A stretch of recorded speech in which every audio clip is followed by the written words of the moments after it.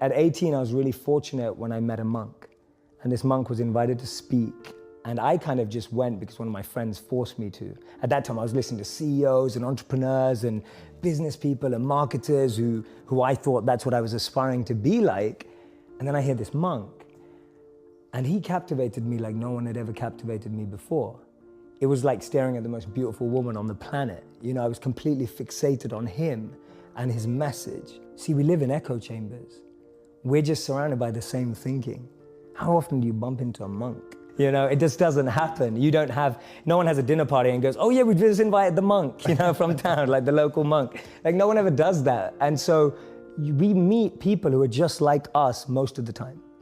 And we talk about this in business all the time. If you want to be a billionaire, spend time with billionaires. If you want to be a millionaire, spend time with millionaires. If you want to be a tech startup, spend time with, you know, that's the common rhetoric that we hear all the time. But what if you want to find purpose and master the mind? There's no one better than a monk who's mastered the mind. So for me, the first step is just opening yourself up to new experiences and new role models. Because most of us can't see ourselves in people, so then we try and fit ourselves into the boxes that we do see. And I mean, there's this beautiful quote that I've been saying it everywhere, and I wish I wrote it, but I didn't. So it's by a philosopher and writer named Cooley. And he said that today, I'm not what I think I am. I'm not what you think I am. I am what I think you think I am.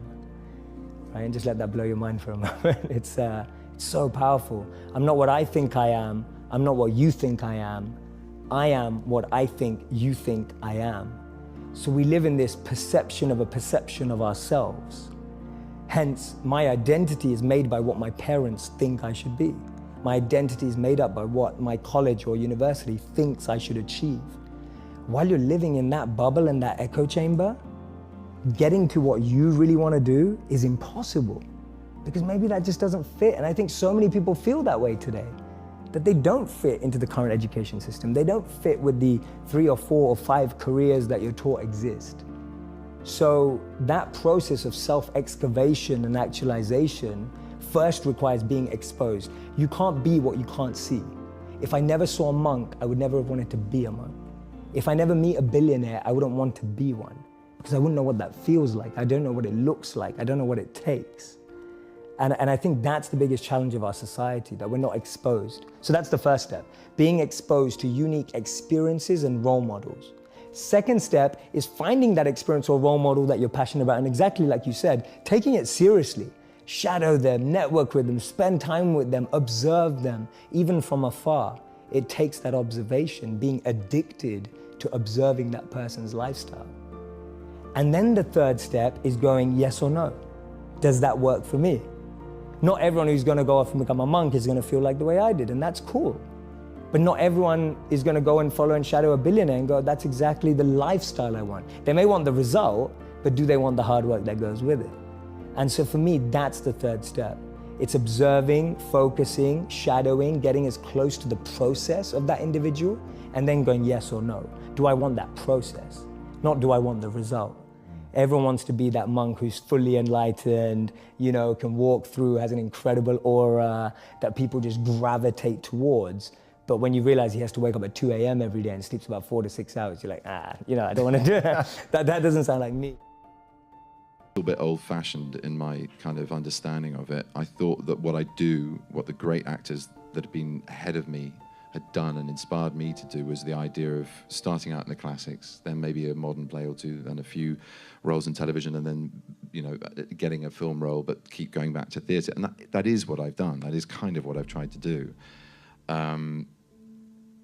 The unhappy accident of that play being such a huge success was it came at a point where I thought, Christ, I've actually got some momentum in a medium where it's much more of a closed door. There's a very little long-term memory. It's much more immediate. Your currency's something you really have to kind of work on in film. I knew I was wired to be excited about business. How or why, I don't know, but you know, and there's certain guys that have the genetics to jump out of the gym, right? There's certain guys, you know, that, you know, when they golf, they have the muscle memory and the discipline. You know, Dirk Nowitzki may not be the most talented guy in the NBA, but his discipline and his focus to do what's necessary to be successful, he's willing to do, and combine it with being 7 feet tall and being skilled, you know, it makes him an amazing basketball player. So it's understanding what your skill set is, finding the right place to use those skills, and then going for it. You know, will that make you 250 grand? It depends if you pick the right industry.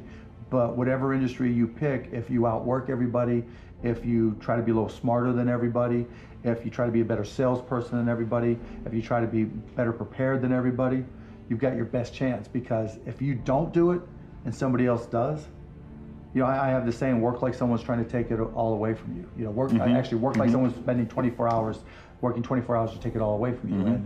And that's kind of the way I look at it.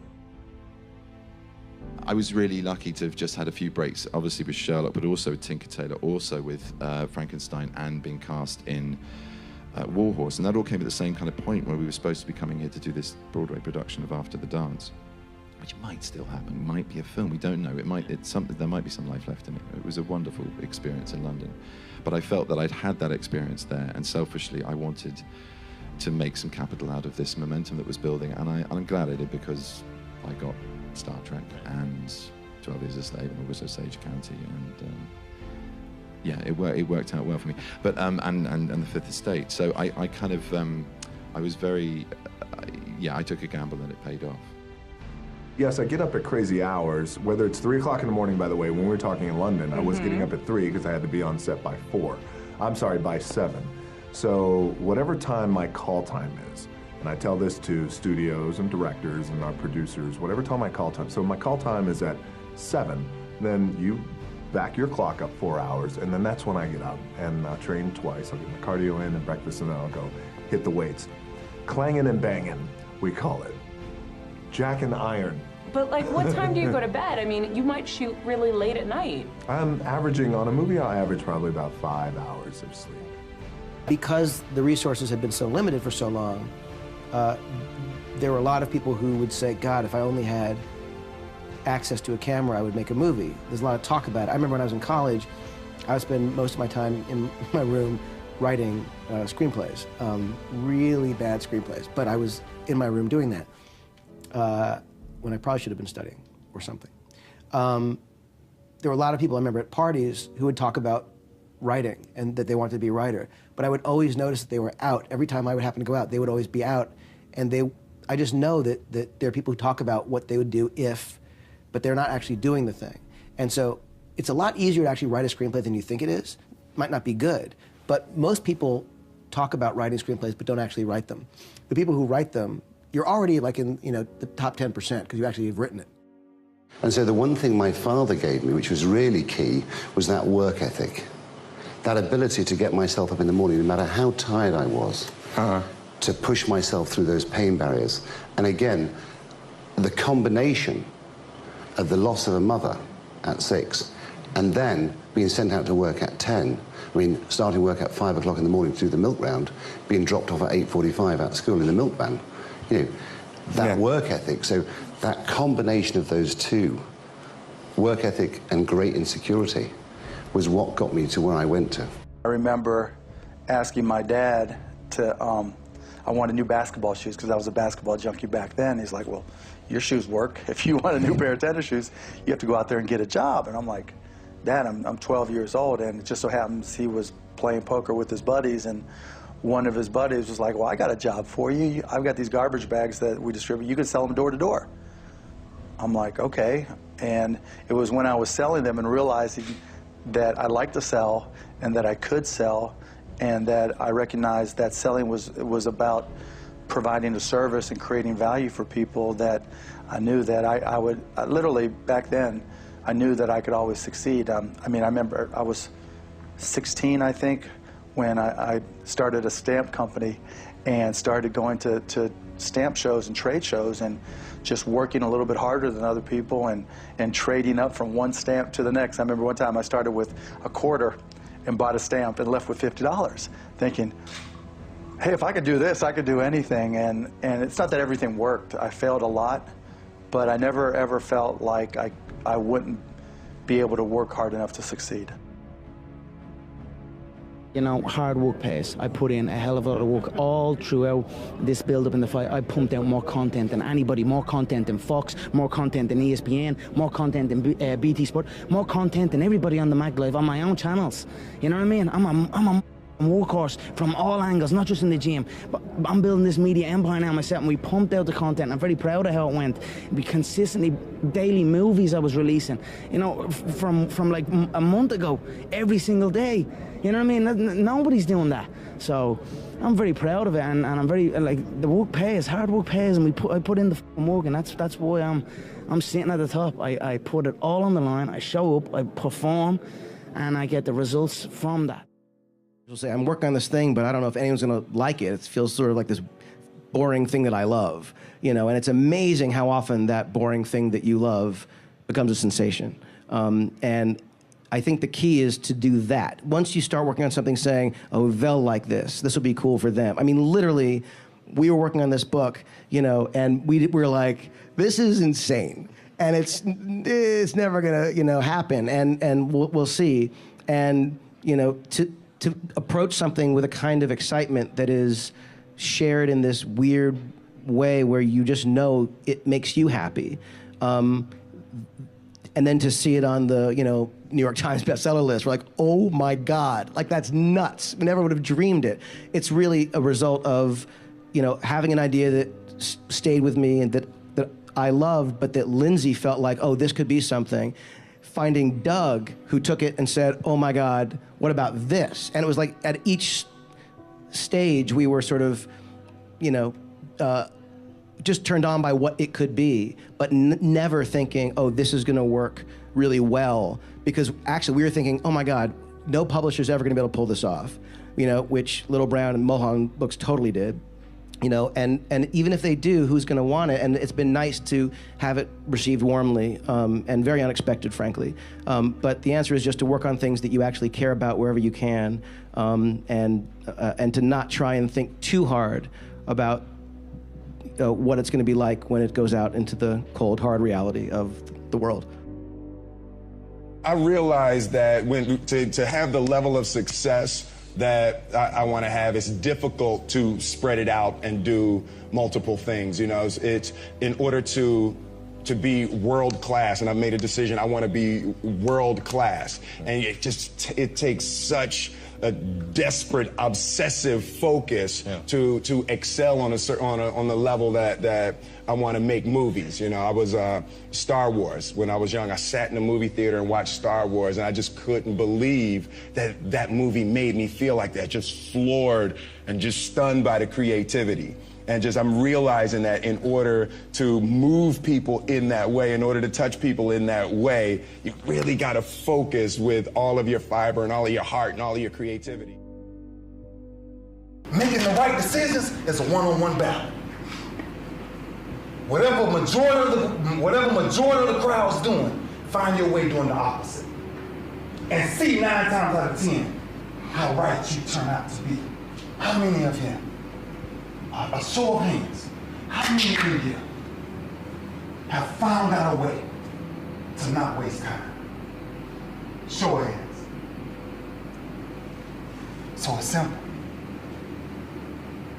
See, God gives us a lot of things in life, but it's a couple things He don't give us.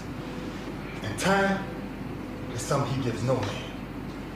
That's the one thing, no matter if you look at your watch, I looked at my watch, you look at your clock, I looked at my clock, you look at your phone, I looked at my phone. Time slows down for no man. So the question is, how much time you gonna waste?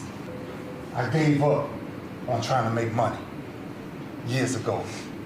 I gave up on entertaining clubs years ago, 14 years, since I even thought about taking a step in anything that doesn't reflect where I'm trying to go. That's what you got to put in your head. Every decision you make, does this decision influence where I'm ultimately trying to go? Because if it does, you got to get rid of it. So these conversations that I came in and have today, I can go all day because I love sharing the reason why people don't realize what you got to give up to become great. What sacrifices you got to make to become great. What promises you got to make to yourself to become great. Greatness ain't a thought process. Greatness is a lifestyle. It's what you live like. Life is not really long. Let's say the average person 30 years old. If you're 30 years old, you are not but about 7 years old. How can I prove it? Add up all the 7, 8, 9 hours you slept for 30 years. Out of 30 years, add up all the nights, last night when you went to bed and woke up this morning, you don't remember a thing. You've been unconscious for about 8 years. If you're 30 years old, you slept about 8 years. Okay. How much traveling have you done in 30 years? From the television station to home, to another country, to another city, to school, to church. You've probably traveled 2 years of your life or spent just getting back and forth to where you're going. So there's 8 years of sleeping, 2 years of traveling, there's 30 years out of your life before you accomplish anything. How long do you sit in school? In America, we stay in school from the 12th grade to, from the 1st grade to 12th grade. Same here? Yeah, virtually. 6 hours a day? Yeah. 6 hours a day for 12 years, break it down, you sat in a classroom for 3 years without leaving. Okay, 2 years of traveling, 8 years of sleeping, 3 years of school. How many movies have you went to? How many wrestling matches? How much entertainment? How many movie theaters, live plays, baseball games? Probably 2 years of entertainment. So by the time a man, you older people know him, bear witness what I'm saying, by the time you have children, by the time you have made a way for your children, by the time you've paid for your home, you're pushing 60 years old. So life is real short. So you add up all your traveling, add up all your sleeping, add up all your school, add up all your entertainment, you've probably been half your life doing nothing. So what am I? I'm 35 years old. 30 more years, I'll be 65. We don't have no more influence. We can't do nothing much at 65. Your wife will tell you that. So what I'm saying, when you're 65, ain't too much more to do. So did you know I'll be 65 in 30 more years? In those 30 years, I have to sleep 9 years. I don't have 30 years of daylight. I have to travel back to America, take 6, 7 hours. All my traveling, probably 4 years of traveling in the next 30 years, about 9 years of sleeping, television, movies, entertainment, about 3 years of entertainment. Out of 30 years, I might have about 16 years to be productive. So it's how we can all break individual lives down. What am I going to do in the next 16 years? What's the best thing I can do? Get ready to meet God. Owning real estate, going in business, teaching boxers, that won't get me to heaven. I'm always looking for new ways to explain the power of the 5-second rule and the power of 5-second decisions. And I read something that Tim Ferriss said that really resonated with me. And he had this one line buried in a podcast somewhere that just jumped out, and it's stuck. And what he said is, he said something about how there's a gap between the world and the things that trigger you and your response. And your entire life is that gap. When you start to, this is not what he said, I kind of identified this gap, and I, of course, intrinsically was like, well, absolutely, that's the 5-second window between instinct or stimulus and your reaction. And when you start to understand that your whole life plays out in this 5-second gap, and that there's a gap that's 5 seconds long between fear and courage, and there's a gap that's 5 seconds long between self-doubt and confidence, that is your life. And what's super cool about understanding that your whole life is inside this gap is it's so small, everybody, that you have the ability to control it. Life's always gonna throw triggers at you, and there will always be all kinds of cool things that inspire you, your wisdom, and you get to choose what happens in that gap. Do you succumb to an excuse, or do you push yourself forward? When you start to speak up in business, You'll be shocked at how you start to speak up in your relationships. When you start to make hard phone calls, whether it's in a selling situation, you'll be surprised at how you'll start to close the gap and have hard conversations in your personal life. And so that gap is everywhere, and it's the same everywhere. And when you start to go to work in controlling how you live in that gap between stimulus or idea and your response, that's where the magic is. It's Jocko Willink, you mentioned, retired Navy SEAL commander, used to be in charge of all West Coast training for the SEAL teams, which is intense. Highly, highly decorated.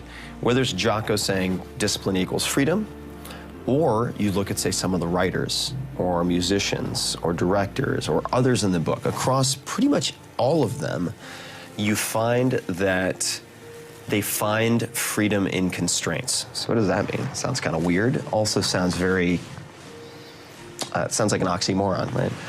And what I mean by that is all of these people have routines.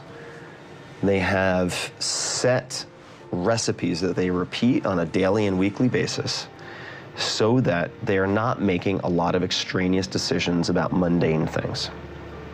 And they also recognize that we all have our lesser selves, our impulses.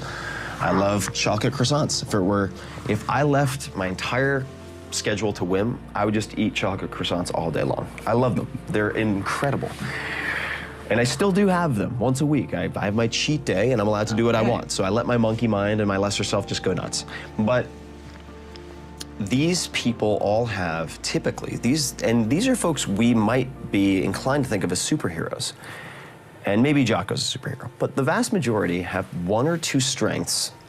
They might not even be the best in the world, but one or two strengths they combine in a really unique way, and they build habits around those strengths. And then they have 1,000 other weaknesses. But the habits and routines are what help them from going off the rails. And this is really encouraging. This should be really encouraging because the people we see on magazine covers that we might idolize and feel we could never possibly emulate because they have it all figured out. They have no insecurities. They wake up every morning and with a mental karate chop, they just master the day. That's not how it works. I know these people. Almost everyone in this book, certainly on the podcast, I've become friends with hundreds of these people. Not true. They have tons of, not everyone, I don't want to speak for everyone, but tons of neuroses, tons of terrible self-defeating habits.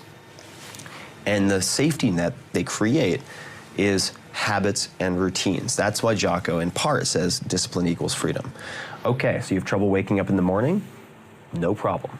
You want to stage, this is something that Jocko does, takes his clothing, prepares, gets his sort of coffee ready to brew, clothing on the floor for the workout, right next to his bed, prepared the night before, so there are no decisions, there are no opportunities to make mistakes between him opening his eyes and Jocko working out. And you find this across everybody. The main reasons that people don't get what they want is because they don't actually figure out what it is. And the probability that you're going to get what would be good for you, let's say, which would even be better than what you want, right? Because, you know, you might be wrong about what you want easily. But maybe you could get what would really be good for you. Well, why don't you? Well, because you don't try. You don't think, okay, here's what I would like if I could have it. And I don't mean in a way that you manipulate the world to force it to deliver you goods for status or something like that. That isn't what I mean. I mean something like, imagine that you were taking care of yourself like you were someone you actually cared for. And then you thought, okay, I'm caring for this person. I would like things to go as well for them as possible. What would their life have to be like in order for that to be the case? Well, people don't do that. They don't sit down and think, all right, you know, let's figure it out. You've got a life. It's hard, obviously. It's like 3 years from now, you can have what you need. You got to be careful about it. You can't have everything. You can have what would be good for you, but you have to figure out what it is, and then you have to aim at it. Well, my experience with people has been if they figure out what it is that would be good for them, and then they aim at it, then they get it. And it's strange because it's a strange thing. It's not quite that simple because, you know, you may formulate an idea about what would be good for you, and then you take 10 steps towards that, and you find out that your formulation was a bit off, and so you have to reformulate your goal. You know, so you're kind of going like this, as you move towards the goal. But a huge part of the reason that people fail is because they don't ever set up the criteria for success. And so, since success is a very narrow line and very unlikely, the probability that you're going to stumble on it randomly is 0. And so there's a proposition here, and the proposition is, if you actually want something, you can have it. Now the question then would be, well, what do you mean by actually want? And the answer is that you reorient your life in every possible way to make the probability that that will occur as certain as possible. And that's a sacrificial idea, right? It's like, you don't get everything. Obviously. But maybe you can have what you need. And maybe all you have to do to get it is ask. But the asking isn't a whim or today's wish. It's like, you have to be deadly serious about it. You have to think, okay, like, I'm taking stock of myself. And if I was going to live properly in the world and I was going to set myself up such that being would justify itself in my estimation, and I don't mean as a harsh judge, exactly what is it that I would aim at? Sit on your bed one day and ask yourself, what remarkably stupid things am I doing on a regular basis to absolutely screw up my life? And if you actually ask that question, but you have to want to know the answer, right? Because that's actually what asking the question means. It doesn't mean just mouthing the words. It means you have to decide that you want to know. You'll figure that's out so fast it'll make your hair curl. But I guess any film is not really easy. I mean, I would think. But I think you're driven by something that's like an obsession, I would think. And before you realize it, you have your eye through the eyepiece and you say, we're crazy. How the hell do we ever think we're going to do this? This is madness. But you keep going. You keep going. And I never really thought otherwise. I actually thought people wanted to see that kind of film. And the industry changed. I started making Mean Streets was 73, so, you know, Taxi Driver and Raging Bull in New York, particularly, and Last Waltz. And that Last Waltz was somewhat of a different story. But I actually had no. I really was surprised that there would be resistance to, like, Taxi Driver, for example. It was very difficult to get made. And certainly Last Temptation of Christ, I understood there would have been some controversy, but usually from certain areas, not necessarily what happened at the time. So we just go ahead and then, you know, eventually there's some studio people, and in the case of Taxi Driver, it was a combination of De Niro and myself. He had just done Godfather 2. Mean Streets, when I did Mean Streets, I brought the answer print up to show Francis Coppola in San Francisco, and he hired De Niro for Godfather 2 based on that. That led to Taxi Driver, and then Raging Bull was a project of De Niro's, really. So there's this notion in the Old Testament that morality is following a sequence of prohibitions. There's a bunch of bad things you shouldn't do, and then basically you're good enough. And I think there's wisdom in that. I think that's kind of where children start, right? I mean, I love children and all that, but they're crazy little creatures, and they need to be, you know, civilized. And partly what you do is you lay prohibitions on them, and mostly what you're trying to do is lay prohibitions on them for the behaviors that, if they manifested, would make their life miserable. So this is why this thing that I've said to people has become this crazy internet meme, but that's to clean up your room, and which is a lot better and more useful than people think. It's a lot harder too, but the first thing you do, I think, and I learned this in part from Solzhenitsyn when he was trying to iron out his soul when he was in the Gulag, because he was trying to figure out how he got there, how he contributed to how he got there. You know, not Stalin and Hitler, even though they were kind of to blame, you know, but there wasn't much he could do about that. I think what you have to do, and this is part of humility, is you have to look around you within your sphere of influence, like the direct sphere of influence, and fix the things that announce themselves as in need of repair. And those are often small things, you know, and they can be like your room. Put it in order, because the thing is, it isn't exactly so important that your room is in order, although it is. What's important is that you learn how to distinguish between chaos and order, and to be able to act in a manner that produces order. And I think you can do something as simple as just sit on your bed and think, okay, there's probably like 5 things I could do today so that tomorrow morning is slightly better than this morning was, at least I'm not falling behind. And those will usually be, it's like having to eat a toad in the morning, right? It's like, it's not going to be something you want to do. There'll be things you're trying to avoid. They're snakes, essentially. But if you ask yourself, like you're asking someone, which I think is a form of prayer, if you ask yourself, instead of telling yourself, you know, what is it that I could do to set things more right today that I would actually do? It's usually some small thing because you're not that disciplined, you know. Then you can go do it. And then you put the world together a little more when you do that. And that spreads out. But you also construct yourself into something that's better able to call order forth from chaos. And that makes you just incrementally stronger.